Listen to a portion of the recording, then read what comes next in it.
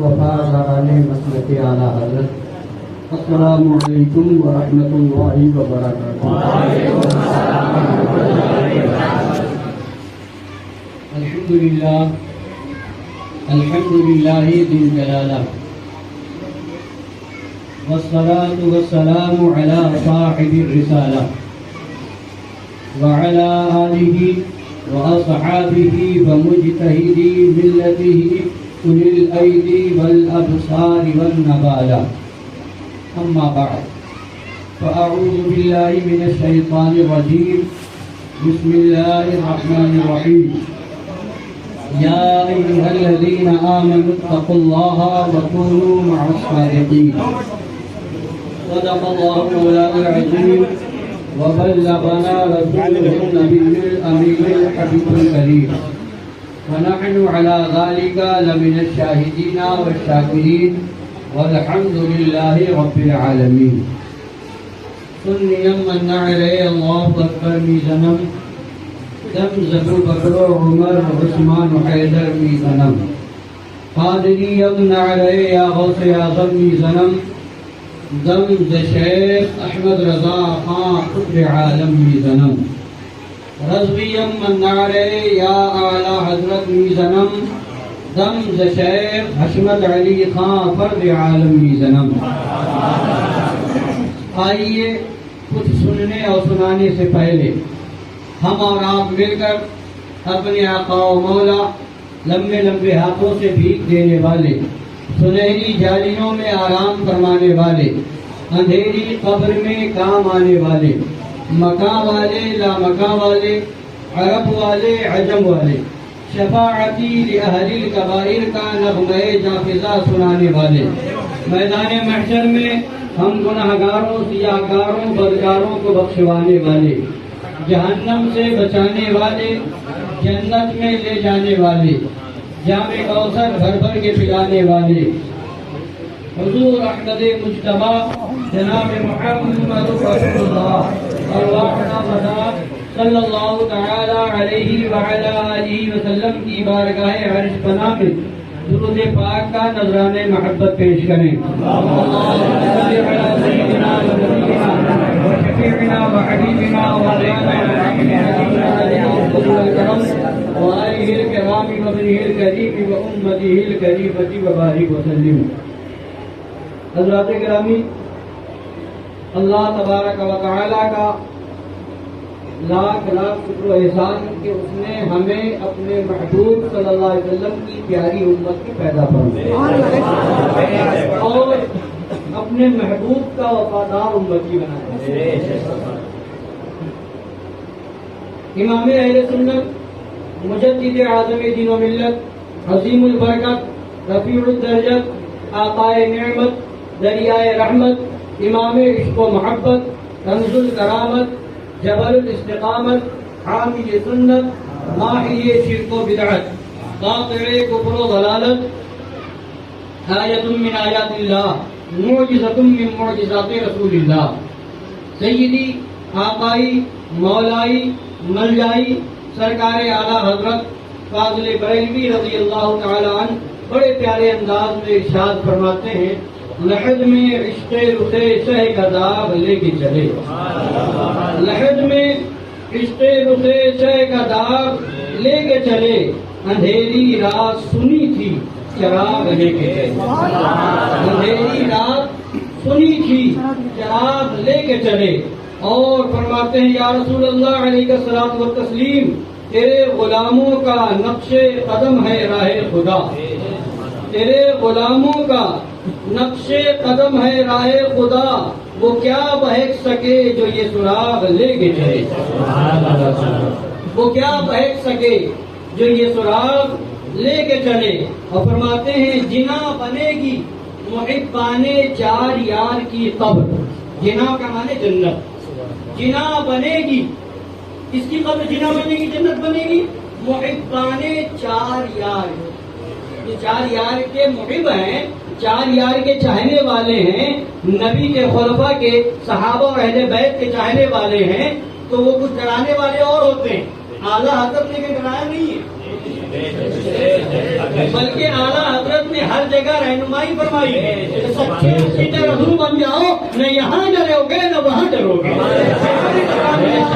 بھی جو خاص طور سے اس میں کلی ٹائپ کے لوگ کئی بغیر والے وہ آتے ہیں، قبر میں سانپ ہوگا، قبر میں بچھو ہوگا، قبر میں یہ عذاب ہوگا، قبر میں وہ عذاب ہوگا. یقیناً عذاب برحق ہے، اس پر ہمارا ایمان ہے، جو قرآن و حدیث میں بتایا گیا ہمارا ایمان ہے.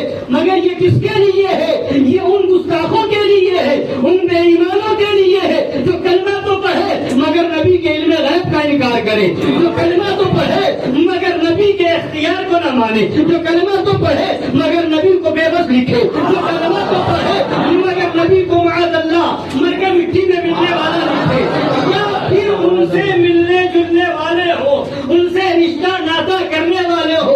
مگر جو سچا عاشق رسول ہوگا، محبان چار یار ہو، جو محبان اہل بیت ہوں گے، محبان صحابہ ہوں گے، عاشقان اولیاء ہوں گے، غوث اعظم کا دامن ہاتھ میں ہوگا، غریب نواز کا دامن ہاتھ میں ہوگا، خواجہ نقشبند کا دامن ہاتھ میں ہوگا، سرکار سہرورد کا دامن ہاتھ میں ہوگا، سرکار اعلیٰ حضرت کا دامن ہاتھ میں ہوگا. تو وہ ڈرنے والا نہیں ہے، سچا عاشق ہوگا جو وہابیوں، دیوبندیوں، رافضیوں، قادیانیوں، چکالویوں اور سناکلیوں سے دور ہو کر کے یہ کہے گا جو جان مانگو تو جان دیں گے، مگر یہ ہم سے کبھی نہ ہوگا کہ نبی کا جاہو جنم دیں گے. دنیا سے جائے گا، جب دنیا میں ہوگا تو بھی سلام پڑھ رہا ہوگا، جب فجر پڑھے گا تو نبی کی بارگاہ میں سلام پڑھے گا، ظہر پڑھے گا تو نبی کی بارگاہ میں درود بھیجے گا، عصر و مغرب و عشاء پڑھے گا، نبی کی بارگاہ میں خراج عقیدت پیش کرتا ہوگا. وہ کوئی اور ٹانڈا کا ٹانڈوی ہوگا کہ ہر نماز کے بعد درود نہیں پڑھنا چاہیے، ایسا ہو کہ لوگ فرض واجب سمجھنے لگے. حضرت فرماتے ہیں درود پڑھنے کا حکم اللہ نے دیا ہے. فرماتا ہے یا ایھا الذین آمنوا صلوا علیہ وسلموا تسلیما. تو درود پڑھنا فرض ہے. جب جب پڑھا جائے گا، جہاں جہاں پڑھا جائے گا، جس وقت میں پڑھا جائے گا، ادائیگی فرض کا ثواب ملے گا. تشریف میں لکھا ہے جب جب درود پڑھا جائے اس کا ثواب ملے گا، ادائیگی فرض کا ثواب ملے گا. تو دنیا میں نبی کا عاشق درود پڑھتا ہوگا، سلام پڑھتا ہوگا، اور جب دنیا سے جائے گا تو انشاءاللہ سچے عاشق کی صدا یہ ہوگی میں وہ سنی ہوں جمیل قادری، مرنے کے بعد میرا شاہ بھی کہے گا جب اس شام سے دنیا سے جائے گا تو اب قبر میں نہ بچھو ہوگا، نہ سانپ ہوگا، نہ عذاب ہوگا. قبر میں گھبرا مت، سچا محب اہل بیت ہو جا، سچا صحابہ کا چاہنے والا بن جا، نبی کا عاشق بن جا، تو تیری قبر بھی جنت کی کیاریوں میں سے کیاری ہوگا.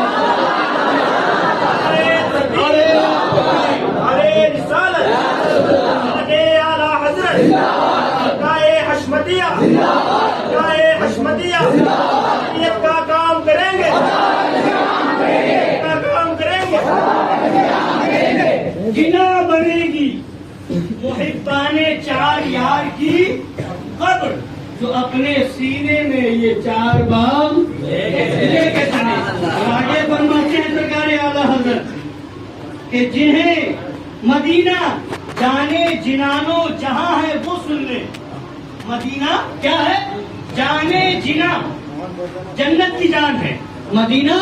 جانے جنانو جہاں، جنت کی بھی جان مدینہ ہے، ساری دنیا کی جان مدینہ ہے. وہ جو نہ تھے کچھ نہ تھا، جو نہ ہو تو کچھ نہ ہو، جان ہے وہ جان ہے مدینہ. جانے جنانو جہاں ہے وہ سن لے جنہیں جنون جنا سوئے زاغ لے کے چلے.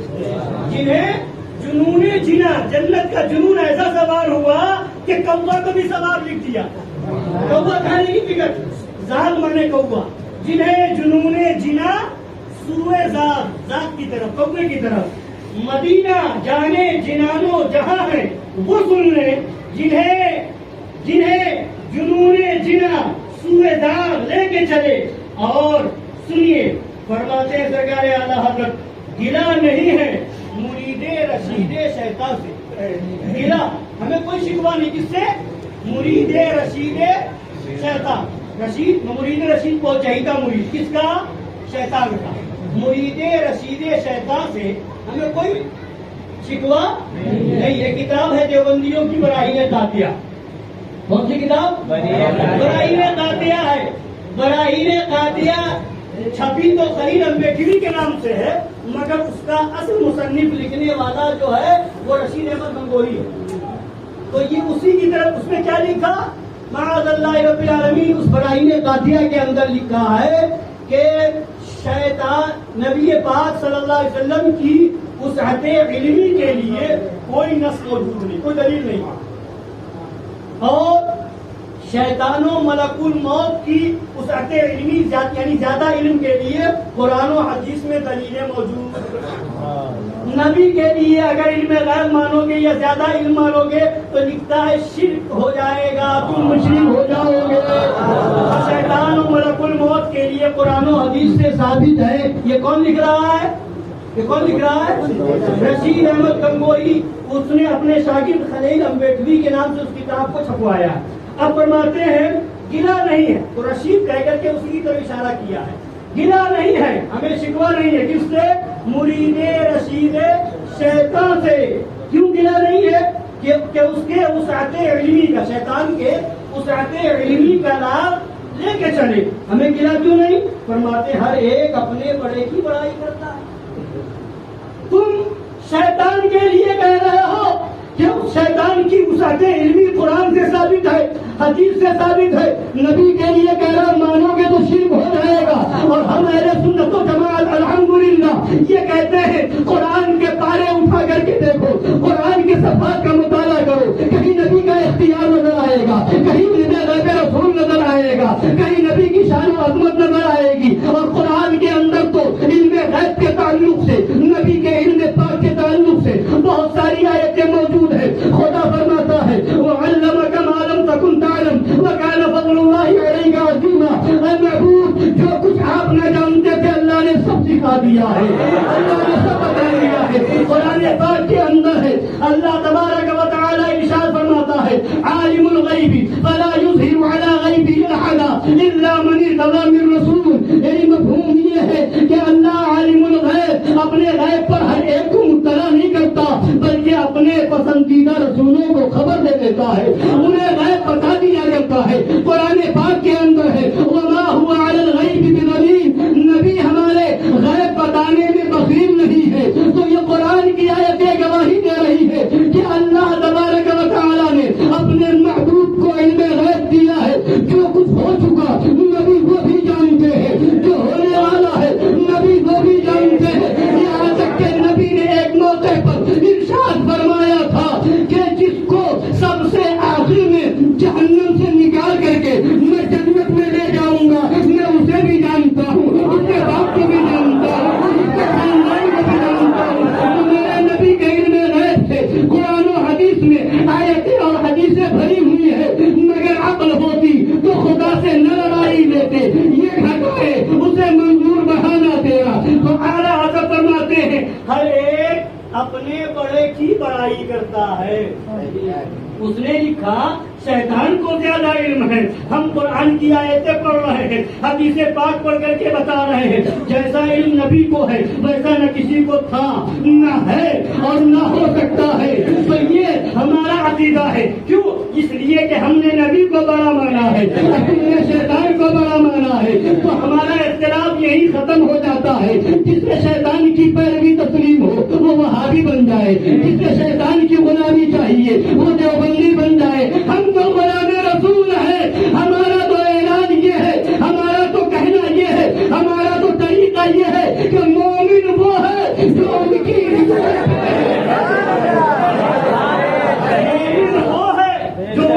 عزت سے تعظیم بھی کرتا ہے نجدی مرے دل سے. تو فرماتے ہر ایک اپنے بڑے کی بڑائی کرتا ہے. ہر ایک بچہ مغ کا ایاب لے کے چلے. مغ کہتے ہیں شراب کو، مغ کہتے ہیں شرابی کو. مغ بچہ شرابی کا بچہ. ایاب کہتے ہیں شراب کا جو پیالہ ہوتا ہے جس میں شراب پی جاتی ہے اس کو ایاب کہتے ہیں. تو فرماتے ہیں ہر ایک مغ بچہ یعنی شرابی کا بچہ، مغ کا ایاب یعنی شرابی کا پیالہ. جب باپ شراب پیتا ہوگا تو بیٹے کے ہاتھ میں شراب کا پیالہ ہوگا. باپ اگر چور ہوگا تو بیٹا بھی باپ کو دیکھ کر کے چوری کرے گا.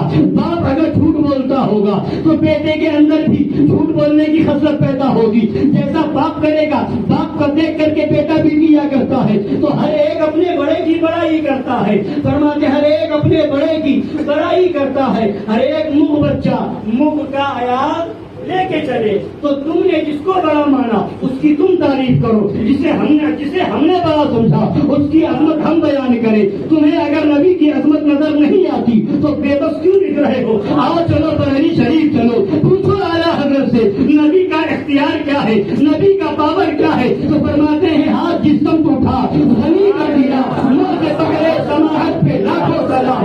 نبی کا عالم کیا ہے؟ تو فرماتے مالک کونین ہے، گو پاس کچھ رکھتے نہیں، دو جہاں کی نعمتیں ہیں ان کے خالی ہاتھ میں. نبی کا عالم کیا ہے؟ کل جہاں ملک، ساری جہان نبی کی ملکیت میں ہے. سارے جہان کے نبی مالک ہے. کل جہاں ملک اور چوکی روٹی غذا اس شکم کی قناعت پہ لاکھوں سلام. نبی کا عالم یہ ہے کہ میں تو مالک ہی کہوں گا کہ وہ مالک حبیب یعنی محبوب و محب میں نہیں میرا تیرا. نبی کی طاقت و قوت کا تو یہ عالم ہے کہ کل تم میدان محشر ہوگا، جنت میں جانے کی باری ہوگی. سارے انبیاء کی امتیں پہلے آئی ہے، پہلے ان کا حساب ہونا چاہیے، پہلے انہیں جنت میں بھیجنا چاہیے. مگر نہیں، ساری امتوں کو روک دیا جائے گا. جب تک نبی کی امت نہیں جائے گی کوئی نہیں جائے گا. امام اہل سنت مجدد اعظم دین و ملت فاضل بریلوی رضی اللہ تعالی عنہ کہ سرکار جب تک نبی کی امت جنت میں نہ جائے گی سب پر جانا حرام ہوگا. وہ جائے نہ جب تک غلام، غلام ہے سب پر حرام. یا رسول اللہ ملک تو ہے آپ کا، تم پہ کرو ضرور. یہ بھی نبی کی ملکیت ہے، وہ بھی نبی کی ملکیت ہے. یہاں بھی نبی کا چرچا ہے، وہاں بھی نبی کا چرچا ہے. نبی کا ذکر مٹانے کے لیے بہت کوششیں کی گئی. نبی کے میلاد پر حملہ کیا گیا، نبی کے میلاد کو شرک و بدعت کہا گیا، جلوس نکالنے پر فتویٰ لگایا گیا، نبی کے نام پر جلسے پہ فتویٰ لگایا گیا، نبی کی عظمت پر فتویٰ لگایا گیا. مگر کیا نبی کا جلسہ بند ہو گیا؟ کیا جلوس بند ہو گیا؟ کیا نبی کا ذکر ختم ہو گیا؟ نہیں، اس لیے کہ جس کے ذکر کو خدا بلند کر دے اس کا ذکر کوئی مٹا سکتا ہے. ورفعنا لک ذکرک، خدا فرماتا ہے محبوب ہم نے آپ کے لیے آپ کے ذکر کو بلند کر دیا ہے. جس کا ذکر جو ہے بلند ایسا کر دیا گیا ہے کہ اذان دو تو وہاں نبی کا ذکر ہو، نماز پڑھو تو نبی پر درود پڑھنا پڑے، نبی پر سلام پڑھنا پڑے. حضرت گرامی وفات جہاں جہاں جاؤ خدا کے ذکر کے بعد نبی کا ذکر، کلمہ پڑھو تو خدا کا نام اس کے بعد نبی کا نام ہے. تو کہاں نبی کے ذکر کو مٹا سکتے ہو؟ نبی کا ذکر یہاں بھی ہے، نبی کا ذکر وہاں بھی ہو رہا ہوگا. تبھی تو اعلیٰ حضرت امام اہل سنت ارشاد فرماتے ہیں کاش محشر میں جب ان کی آمد ہو بھیجے تب ان کی شوکت کے لاکھوں سلام، ان کی خدمت کے قدسی کہے رضا مصطفیٰ جان رحمت پہ لاکھوں سلام. کچھ لوگوں کو اس پر یہ اعتراض ہوتا ہے کہ پہلے تو وہابی اعتراض کرتا تھا، دیوبندی اعتراض کرتا تھا، مگر اب کچھ اعلیٰ حضرت سے جلنے والے، اعلیٰ حضرت سے بغض رکھنے والے اس طرح کا اعتراض کرتے ہیں کہ میدان محشر میں نبی کی آمد ہوگی، نبی کی شان دکھائی جائے گی، نبی کی شوکت کا اظہار ہوگا. مگر یہ اعلیٰ حضرت کیا کہہ رہے ہیں؟ کاش محشر میں، بات آگے جو سنتے تھے بہت اہم بات ہے، کاش محشر میں تمنا کر رہے ہیں. کیا اعلیٰ حضرت کو یقین نہیں ہے؟ کیا اعلیٰ حضرت کو بھروسہ نہیں ہے کہ ایسا ہوگا؟ کاش کی بات کیا ہے؟ وہ تو ہونا ہی ہے. یہ تمنا کرنے کی بات کیا ہے؟ وہ تو ہونا ہی ہے. تو ہم کہتے ہیں اعلیٰ حضرت تو اعلیٰ حضرت ہے. اعلیٰ حضرت کے شعر کو سمجھنے کے لیے شعر سنت کی زبانی چاہیے، چاہیے تب سمجھ میں آئے گا اعلیٰ حضرت نے کیا فرمایا ہے. حضرت علامہ مسلم صاحب موجود ہے جن کی محنتوں کا یہ نتیجہ نتیجہ سمجھ میں آ رہا ہے کہ انہوں نے الحمدللہ یہ علم اٹھایا ہے مسلک اعلیٰ حضرت کی خدمت کا. آپ کے لیے لازم ہے کہ آپ ان کے قوت بازو بنے, ان کا ساتھ دیں, اس لیے کہ یہ یہاں کام کرنے آئے ہیں تو مسلک اعلیٰ حضرت کا کام کرنے آئے ہیں, کا کام کرنے آئے ہیں. حضرت گرامی وقار, تو اب سنیے اعلیٰ حضرت کیا فرما رہے ہیں. کاش علامہ مسلم صاحب قبلہ موجود ہیں, آپ ان سے پوچھیں گے کبھی ایسا ہوتا ہے جب شعر کہا جاتا ہے, کوئی شعر بولا جاتا ہے, اشعار جب لکھے جاتے ہیں, کبھی کبھی ایسا ہوتا ہے. شعر کس کو کہتے ہیں؟ شعر کے دو حصے ہوتے ہیں جس کو مصرع کہا جاتا ہے. دو مصرے مل کر کے ایک شعر بنتا ہے. دو مصرے جب مل جائے تو ایک شعر بنتا ہے. جیسے مصطفیٰ جان رحمت پہ لاکھوں سلام ایک مصرع ہو گیا, سمع بزمِ ہدایت پہ لاکھوں سلام یہ دوسرا مصرع. دونوں کو ملا دیا جائے تو کیا ہو گیا؟ شعر. اب کبھی کبھی ایسا ہوتا ہے کہ شاعر جو کہنا چاہتا ہے اس کی بات ایک ہی مصرے میں پوری ہو جاتی ہے, اور کبھی ایسا ہوتا ہے بات ایک مصرے میں پوری نہیں ہوئی, دوسرا مصرع جب تک نہیں ملائیں گے تب تک بات پوری نہیں ہوگی. جیسے ابھی میں نے پڑھا اعلیٰ حضرت فرماتے مومن وہ ہے جو ان کی عزت ہے. مومن کی پوری ڈیفینیشن پوری تعریف کر دی اعلیٰ. مومن کہتے ہیں کہ ایک ہی مصرے میں پوری بات ہو گئی. اب آگے دوسری بات کر رہے ہیں, جو بندیوں کا رد کر رہے ہیں کہ انہیں عشق رسول ہضم نہیں ہے, انہیں نبی کی تعظیم برداشت نہیں ہے, وہ مجبوراً کہیں پھنس جاتا ہے تو مجبوراً کھڑے ہو کر کے دھیرے دھیرے ہو گلانے لگتا ہے. مرے دل سے وہ کھڑا ہوتا ہے, دل مردہ ہوتا ہے, تعظیم کرنا نہیں چاہتا مگر کھڑے ہو کے.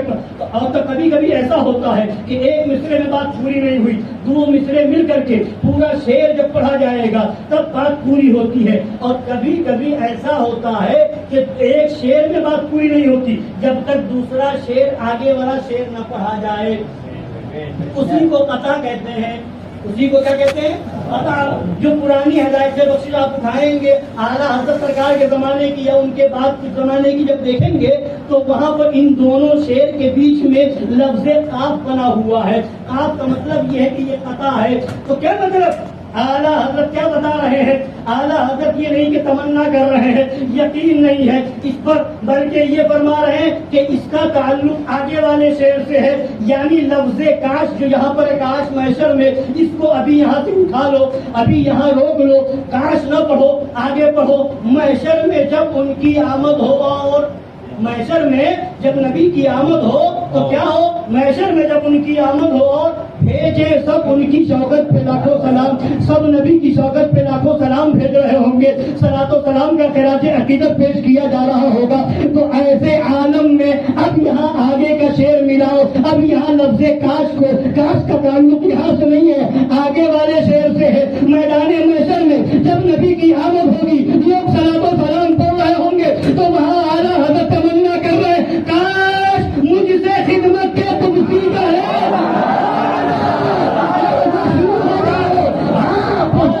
تو میں بھی پڑھوں مصطفیٰ جان رحمت پہ لاکھوں سلام.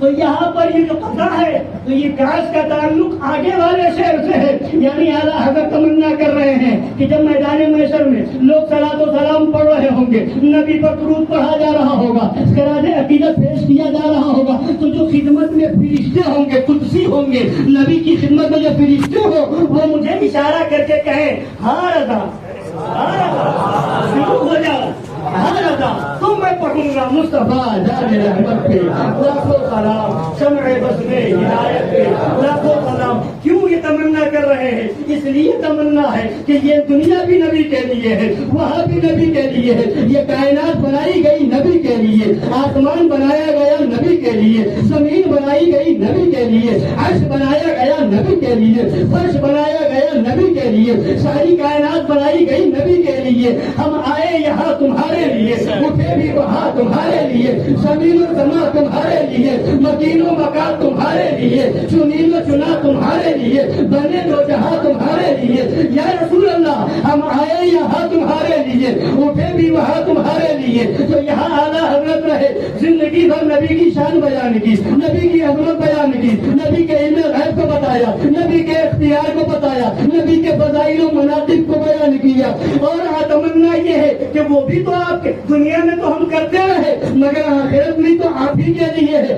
علماء فرماتے ہیں میدان محشر میں ایک دن، میدان محشر کا، قیامت کا ایک دن 50,000 سال کے برابر ہوگا۔ علماء فرماتے ہیں چند گھنٹے کے اندر سب کا حساب و کتاب ہو جائے گا، چند گھنٹے میں سب کا حساب و کتاب ہو جائے گا، تو پھر اتنا لمبا دن، اتنا بڑا دن 50,000 برس کے برابر یہ کیوں بنایا گیا؟ تو اعلیٰ حضرت کے برابر محترم استاد زمن فرماتے ہیں فقط اتنا سبب ہے ان احاطے فضل محشر کا کہ ان کی شان محبوبی دکھائی جانے والی ہے۔ میدان محشر بھی اسی لیے ہوگا کہ اے دنیا میں بے بس کہنے والوں نبی کا اختیار دیکھ لو، اے دنیا میں نبی کی عظمت سے انکار کرنے والا نبی کی عظمت دیکھ لو، اے دنیا میں نبی کے علم غیب کا انکار کرنے والا نبی کا علم غیب دیکھ لو، اے دنیا میں نبی کی عظمت پر اعتراض کرنے والوں نبی کی شان و شوکت دیکھ لو۔ تو قیامت کا دن اسی لیے ہوگا کہ نبی کی عظمت دکھائی جا رہی ہوگی، نبی کی شان دکھائی جا رہی ہوگی،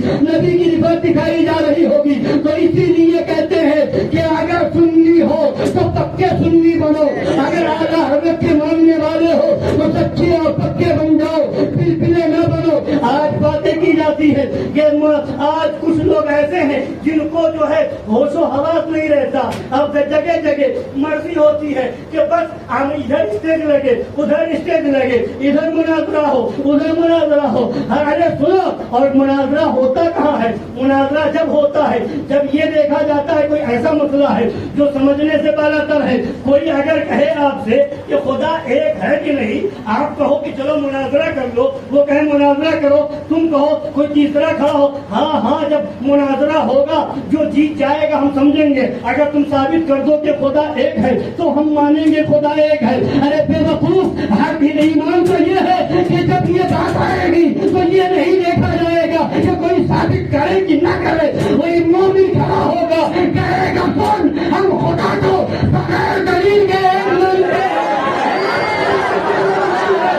سچے ہوئے ابھی حضرت ہوگا، وہ یہ نہیں دیکھے گا کہ ادھر مناظرہ ہو، ادھر بحث ہو، ادھر کوئی دلیل نہیں جائے۔ سن، ہم نے نبی کو بااختیار جہنم میں جانا ہی چاہتا ہے تو جا، تجھے جہنم مبارک ہو۔ تو نبی کو بے بس مانتا ہے، جا، تیری خدمت میں انشاءاللہ جہنم ہی ہوگا۔ ہم نے تو اعلیٰ حضرت کی مان لی ہے اور اعلان کر دیا ہے کہ نہ ہمیں ادھر کی سننی ہے نہ ادھر کی، نہ ادھر کی دلیل نہ ادھر کی، ہم تو بغیر دلیل کے کہیں گے، میں تو مانی ہی کہوں گا۔ نہیں میرا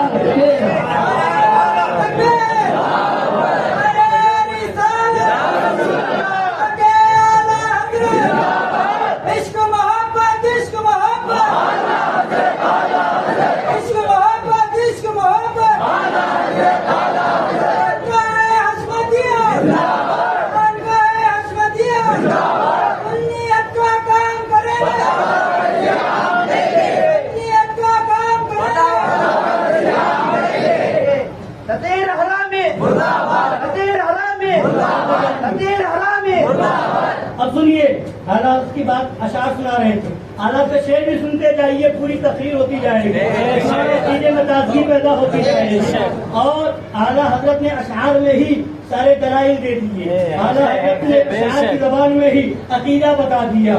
آگے فرماتے ہیں کہ یہ تو تم نے نبی کے علم غیب پر اعتراض کیا۔ آگے فرماتے ہیں مگر خدا پہ جو دھبا دروغ کا دھوپا، دروغ مانے جھوٹ، ان وہابیوں کا عقیدہ ہے کہ خدا جھوٹ بول سکتا، مگر خدا پہ جو دھبا دروغ کا دھوپا، یہ کس لعین کی غلامی کا داغ لے کے چلتے ہیں؟ نبی کی عظمت سے تو شیطان نے انکار کیا تھا، وہاں انکار کرو تو سمجھ میں آتا شیطان کی غلامی، مگر شیطان نے بھی خدا کو جھوٹا نہیں کہا۔ تو یہ تمہارے کہاں سے سیکھ لیا؟ اس کس لڑی کی غلامی کا داغ لے کے چلے. فرماتے وہ پورے جسم کے معنی درست اور قدوس.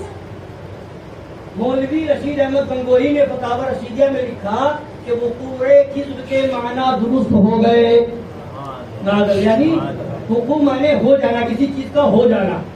وقوع جسم کا معنی جھوٹ کا ہو جانا، یعنی اللہ تبارک و تعالیٰ کا جھوٹ واقع ہو گیا، یعنی خدا جھوٹ بول چکا. تو فرماتے وہ پورے جسم کے معنی درست، خدا کے جھوٹ بولنے کا معنی درست اور قدوس. قدوس کا وظیفہ ہم پڑھتے ہیں، وہ بھی پڑھتا ہے، بھبڑا بھی پڑھتا ہے. قدوس پڑھتے نہیں، خدا کو قدوس مانتا ہے. مگر یہ ماننا کیا ہوا؟ کہتا تو ہے جو قدوس پاک ہوگا وہ ہر عیب سے پاک ہوگا. جھوٹ بھی ایک عیب ہے، اس سے بھی پاک ہوگا. جہل عیب ہے، اس سے پاک ہوگا. ظلم عیب ہے، اس سے پاک ہوگا. تو جب قدوس مان لیا تو پھر جھوٹا کیسے کہہ سکتی ہے؟ جسم کی بات کہاں آ سکتی ہے؟ تو فرماتے ہیں وہ پورے جسم کے معنی درست اور قدوس دو طرح کی باتیں. ادھر قدوس بھی کہہ رہے خدا کو اور خود بھی کہہ رہے وہ پورے جسم کے معنی درست ہو گئے. فرماتے وہ پورے جسم کے معنی درست اور قدوس حیے کی پھوٹے عجب سبز بات رہ کے چلے. یہ عجب تماشا ہے، دو طرح کی باتیں خود کر رہے ہو. تو آگے فرماتے ہیں جہاں میں کوئی بھی کافر سا کافر ایسا ہے، کوئی بھی کافر ہو، جیسا بھی کافر، جس کو وہ خدا مانتا ہے اس کو جھوٹا نہیں کہتا. جس کو وہ خدا مانتا ہے اسے اس پر الزام نہیں لگاتا. فرماتے ہیں جہاں میں کوئی بھی کافر سا کافر ایسا ہے کہ اپنے رب پہ صفاحت کا داغ لے کے چلے، اپنے رب پر ہی ایسا ہے کہ الزام لگائے. تو فرماتے ہیں کہ پڑی ہے اندھے کو عادت کے شوربے ہی سے کھائے، بٹیر ہاتھ نہ آئی تو زان لے کے چلے. اب فرماتے ہیں یہ کیوں کہا؟ تو اب آگے دلیل سنیے. خبیث بہرے خبیثہ، خبیثہ بہرے خبیث، یعنی مطلب خبیث چیز خبیث کے لیے. قرآن پاک کے اندر ہے الخبیثات للخبیثین والخبیثون للخبیثات والطیبات للطیبین والطیبون للطیبات. قرآن پاک کے اندر کیا مطلب؟ پاک چیزیں پاک لوگوں کے لیے، ناپاک چیزیں ناپاک لوگوں کے لیے. تو تم نے یہ سب عقیدہ کر کے، ایسا عقیدہ لکھ کر کے یہ بتا دیا کہ خبیث، قرآن کہہ رہا ہے کہ خبیث خبیثہ کے لیے اور خبیثہ خبیث کے لیے. یعنی مطلب یہ ہوا کہ خبیث کو وہی لے کر کے آئے گا جس کا دل بھی خبیث ہوگا، خبیثہ کو وہی پسند کرے گا جس کے اندر خود خباثت ہوگی. یعنی اگر کوئی دیوبندیوں سے نکاح کرے، اگر سنی اپنے آپ کو لڑکا کہے اور دیوبندی لڑکی سے رشتہ کرے تو سمجھ جانا اس کے اندر بھی خباثت ہے، کبھی خبیثہ دکھی. اور اگر کوئی سنیہ کہنے والی لڑکی ہو، اپنے آپ کو سنی کہے اور خبیث دیوبندی سے شادی کرنا چاہے تو سمجھ لینا اس خبیث کی محبت اس کے دل میں کیوں آئی؟ اس لیے کہ اس کے دل میں بھی خباثت ہوگی. جو پاک ہوگا وہ ان ناپاکوں کو ہرگز پسند نہ کرے گا. تو فرماتے ہیں خبیث بہرے خبیثہ، خبیثہ بہرے خبیث، خبیث خبیث کے لیے ہے. اور فرماتے ہیں کہ ساتھ جنس کو بازو کلاگ لے کے چلے، جو دین قوموں کو دے بیٹھے ان کو یکساں ہے، کلاگ لے کے چلے یا الاگ لے کے چلے. رضا کسی سگے طیبہ کے پاؤں بھی چومے، رضا کسی سگے طیبہ کے پاؤں بھی چومے. تم اور کہ اتنا دماغ لے کے چلے. تو حضرت گرامی بتانا یہ اعلیٰ حضرت سرکار نے ہمیں عشق رسول کا سبب کیا، اعلیٰ حضرت سرکار نے ہمیں عظمت رسول کا سبب بتایا ہے. اور اعلیٰ حضرت سرکار نے ہمیں یہ پیغام دیا ہے کہ جہاں ذکر ان کا چھیڑیے، ہر بات پہ چھیڑنا شیطان کا عادت کیجیے. اب اعلیٰ حضرت کا آپ فرمان سن لیجیے. بولیے اعلیٰ حضرت کا فرمان سننا چاہتے ہیں؟ ٹائم بہت کم ہے، بہت جلدی سن لیجیے، درود پاک پڑھ لیجیے.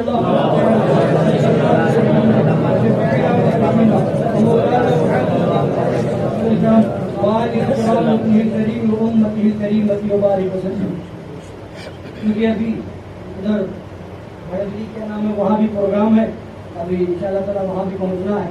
تو اس لیے سرکار اعلیٰ کا پیغام سن لیجیے اور وہاں پر اس پر قائم رہیں. انشاءاللہ تعالیٰ اسی میں کامیابی ہے. مذہبوں پر تینوں وہابیوں دیوبندیوں کا عقیدہ تو آپ نے بارہا سنا ہوگا. اور اس آپ کے دامن گیرے کی سرزمین پر کئی بار سرکار شیر ہندوستان کی آمد ہوئی. یہ وہ حضرات ہیں کہ جہاں جاتے ہیں اپنی تعریف نہیں کرواتے, یہ نبی کا پیغام بتاتے ہیں, اعلیٰ حضرت کا سچا پیغام سناتے ہیں.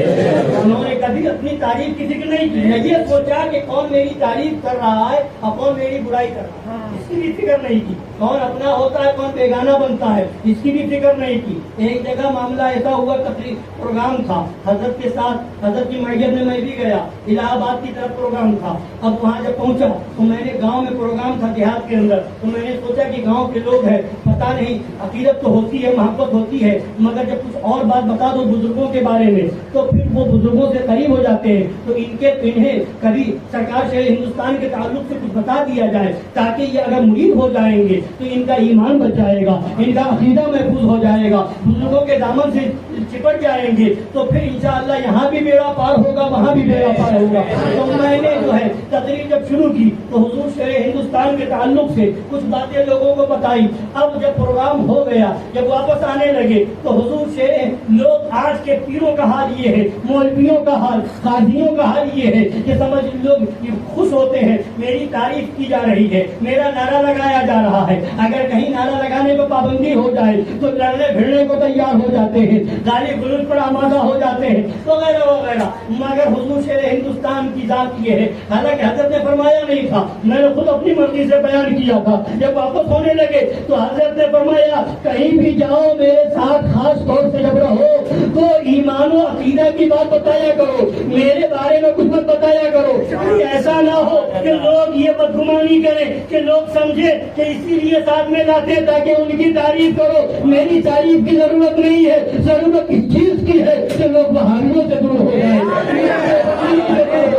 لوگ نجدیوں سے دور ہو جائے, لوگ پراپریوں سے دور ہو جائے. تو یہ کون سی ذات ہے؟ یہ وہ ذات ہے جنہیں اپنی فکر نہیں ہوتی ہے. تو وہ ذات بھی بارہا اس دامن گیرے کی زمین پر تشریف لاتے تھی, ان کے شہزاد خان تشریف لا چکے. مگر بات یہ ہے کہ جو حق والا ہوتا ہے ان کے ساتھ کچھ نمک حرام بھی ہوا کرتے ہیں, دھوکہ دینے والے بھی ہوتے ہیں.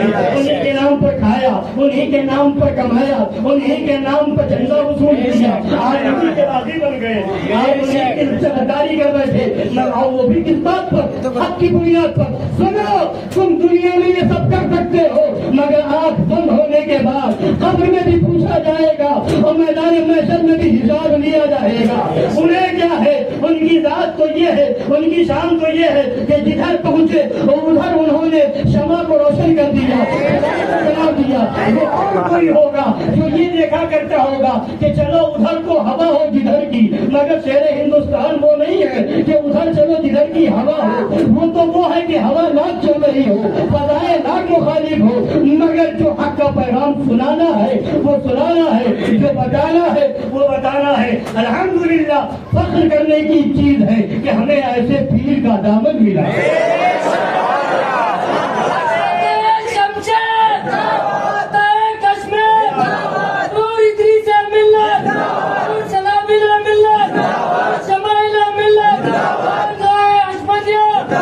اب سنیے, اعلیٰ سرکار کا پیغام سن لیجیے.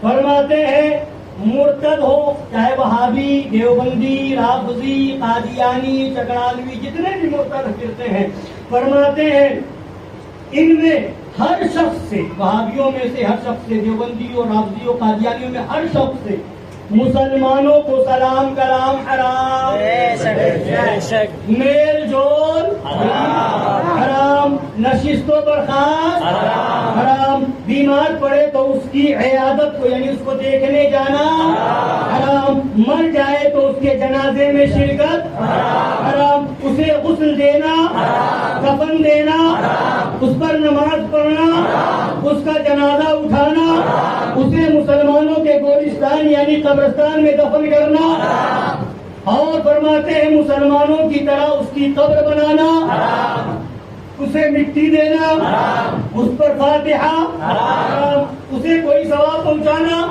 حرام.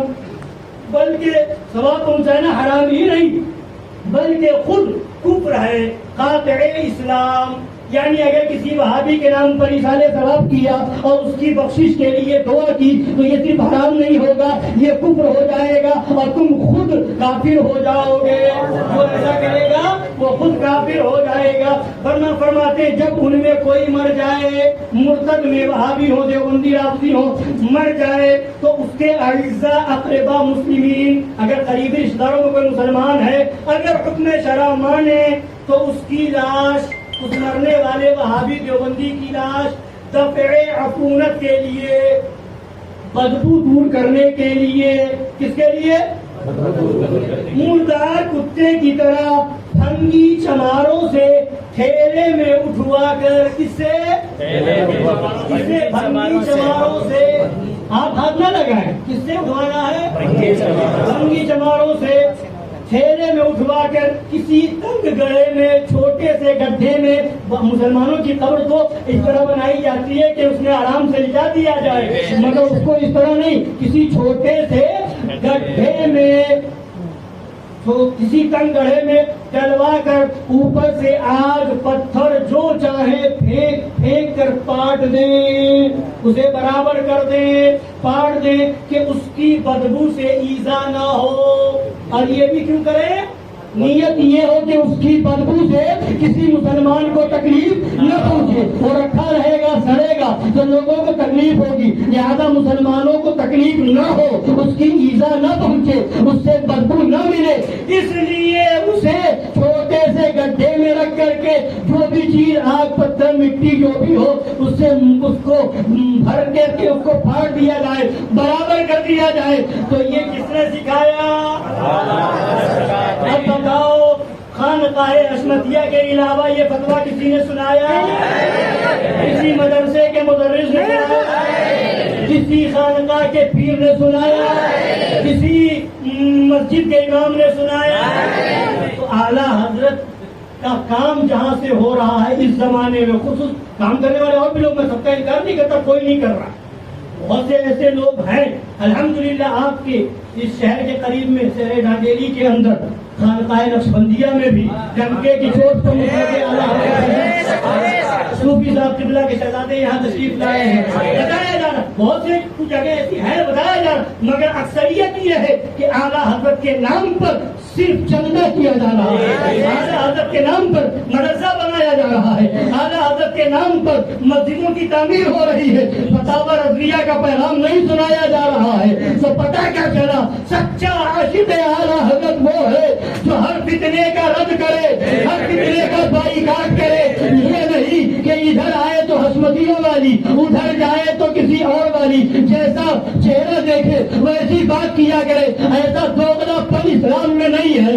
اسلام تو یہ ہے کہ ادھر 22,000 کا لشکر ہے اور ادھر 72 ہے، اور یہ اعلان کر دیا، یہ بتا دیا کہ اے یزیدیو، تم 22,000 نہیں، پوری دنیا کے افراد اس طرح کے اللہ نہ کرے ہو جائے، مگر سچا حسینی جو ہوگا، جو سچا غلام حسین ہوگا، جو 22,000 اور 50,000 کی کثرت نہیں دیکھے گا، تعداد کو نہیں دیکھے گا، وہ یہ دیکھے گا سچ کیا ہے، حق کیا ہے، حسینیت کیا ہے۔ جدھر حسینیت ہوگی ادھر وہ جاتا نظر آئے گا، جدھر یزیدیت ہوگی لات مارتا نظر آئے گا، اور اعلان کرے گا، دنیا کو بتا دے گا، جو جان مانگو تو جان دیں گے، جو مال مانگو تو مال دیں گے، مگر یہ ہم سے کبھی نہ ہوگا کہ نبی کا جاؤ جلا دے۔ آخری بات، ٹائم بھی زیادہ ہو رہا ہے، بس ایک بات سن لیجیے کہ سرکار اعلیٰ حضرت رضی اللہ تعالیٰ عنہ نے فرمایا ہے، اور تمہید ایمان شریف میں بھی اسی طرح کی بات ہے، فرمایا کہ یہ گستاخ رسول وہابی ہوں، دیوبندی ہوں، یہ سب سے بدتر، کیا ہے؟ سب سے بدتر، اور اسے جو بدتر نہ مانے یا اسے بدتر کہا جائے، اس کا رد کیا جائے، کسی کو برا لگے تو فرماتے ایسا شخص اپنے آپ کو مومن کہنے کا حقدار نہیں ہے۔ مومن اگر ہو تو تمہیں برا بھی نہیں لگنا چاہیے۔ تو چاہتے ہیں اتنا رد کیوں کرتے ہیں، اتنا اس کو برا بھلا کیوں کہتے ہیں؟ ہم مانتے ہیں برے، مگر اتنا کیوں؟ تو آپ کو تکلیف کیوں؟ آپ کا کیا تعلق؟ تو مطلب کیا؟ تو بتاتے سنیے، سب سے بدتر، اور اعلیٰ نے یوں نہیں فرمایا، بس مختصر بات سن لیجیے، حدیث پاک کے اندر فرمایا اہل البدع کلاب اہل النار، اہل البدع کلاب اہل النار، حدیث پاک ہے، بدعتی لوگ، بد مذہب لوگ جہنمیوں کے کتے ہیں۔ کس کے کتے؟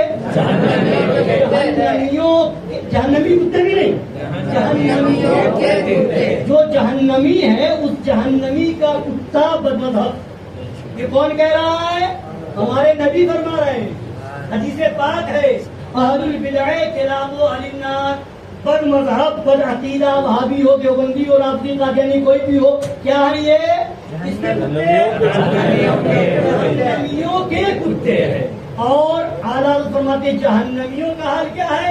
قرآن پاک کے اندر اولئک ہم شر البریہ، جہنمیوں کے بارے میں خدا فرما رہا ہے اولئک ہم شر البریہ، کہ جہنمی لوگ ساری مخلوق میں سب سے بدتر، جہنمی لوگ ساری مخلوق میں سب سے بدتر، جہنمی سب سے بدتر۔ اور اس جہنمی کا جو کتا ہوگا وہ کتنا بدتر ہوگا؟ جہنمی سب سے بدتر، اور اس جہنمی کا کتا کتنا بدتر ہوگا؟ یہ قرآن و حدیث سے ثابت ہو گیا کہ ساری مخلوق میں سب سے بدتر جہنمی، اور جو بد مذہب ہے، وہابی ہو، دیوبندی ہو، رافضی ہو، قادیانی ہو، وہ ان جہنمیوں کے کتے ہیں۔ تو یہ کتنے بدتر ہو گئے؟ تو آپ بتائیے، اتنے جو بدتر ہوئے، کیا ان سے سلام کیا جا سکتا ہے؟ ان سے مصافحہ ہو سکتا ہے؟ ان سے رشتہ ناتا ہو سکتا ہے؟ ان سے کسی طرح کا تعلق بنایا جا سکتا ہے؟ ان سے ان کے وہاں جا کر کے کھانا کھایا جا سکتا ہے؟ یا کسی جگہ کسی دعوت میں یہ وہابی ہو تو وہاں ایمان والا کھانا کھائے گا؟ ایک مجلس میں اگر دعوت چل رہی ہو اور وہیں پر بٹھا کر کے ٹیبل کے اوپر کسی سور کو کھلایا جا رہا ہو، خنزیر کو کھلایا جا رہا ہو، تو آپ کھائیں گے؟ کوئی کھائے گا؟ کوئی نہیں کھائے گا۔ تو جب آپ نہیں کھائیں گے اور بھی جو لوگ جا کے کھا لیتے وہ نہیں کھائیں گے، تو بتا دو، اعلیٰ حضرت کا نام لیتے ہو، اعلیٰ حضرت نے فرمایا کہ جہنم، بلکہ قرآن شریف سے بتایا کہ جہنمی سب سے بدتر، اور اس جہنمی کا کتا یہ ہے وہابی اور دیوبندی۔ تو جو اتنا بدتر، یعنی سب سے بدتر سے بھی بدتر، جتنا بدتر ہو سکتا ہے اس سے بھی بدتر۔ تو اب ایسے بدتروں کے ساتھ کوئی اچھا آدمی بیٹھے گا؟ کھائے گا؟ نہیں۔ مگر عوام تو عوام، بہت سے مولویوں کا حال یہ ہے، کھا لیتے، بعد میں کہے اچھا مجھے پتا نہیں تھا، مجھے کسی نے بتایا ہی نہیں، اور سامنے دیکھ رہا ہے گھٹا بنا ہوا، گنگا پیجامہ ہے، مونچھیں صاف ہے، جو ان وہابیوں کی پہچان حدیث پاک میں پہلے ہی بتا دی گئی ہے، وہ ساری علامتیں دکھ رہی ہیں، مگر اتنے بھولے بنیں گے کہ انہیں سمجھ میں نہیں آئے گا۔ اور کوئی ایک مرتبہ بتا دے کہ فلاں صاحب آپ کو وہاں گالی بک رہے تھے، اگر وہ دعوت میں آ جائے تو یہ بلانے والے سے چاہ جائیں گے کہ جب اس کو بلایا تھا تو مجھے کیوں بلایا، جب ایسے کو بلایا تو مجھے کیوں بلایا۔ تو یہ حال ہے، لہذا ہمیں بھی چاہیے، مگر حال کیا ہے؟ عوام کا بھی تو یہ حال ہے، لوگوں کو بھی تو ویسا ہی امام چاہیے کہ ان کی طبیعت کی بولی بولے، ان کے صدر کو چاہیے امام ویسا ہو جیسی تقریر کرے سب کچھ ہو جائے، کوئی برا نہ کہے۔ مسجد کا متولی بھی یہی چاہتا ہے، مدرسے کا متولی یہ ہے، ایسی بات نہ ہو اگر کھلا جگہ نکاح ہے وہاں بھی امام صاحب جانا نہیں چاہتے ہیں تو لوگ کہتے ہیں صدر آگے کہے گا چلیے چلیے، بات یہ ہے کہ اس کا چندہ اتنا آتا ہے، جانا پڑے گا، اگر نہیں جائیں گے چندہ نہیں دے گا۔ مگر الحمدللہ اگر حق والا ہوگا تو نہ چندہ دیکھے گا نہ دھندا دیکھے گا، وہ تو یہ بتائے گا کہ سنو ہم نے نبی کا کلمہ پڑھا ہے اور ہمیں ہمارا عقیدہ یہ ہے، کون دیتا ہے دینے کو چاہیے، دینے والا ہے وہ نبی سے ملا ہے، جس کو جو ملے گا نبی سے ملے گا، جس کو جو ملا ان سے ملا، بڑھتی ہے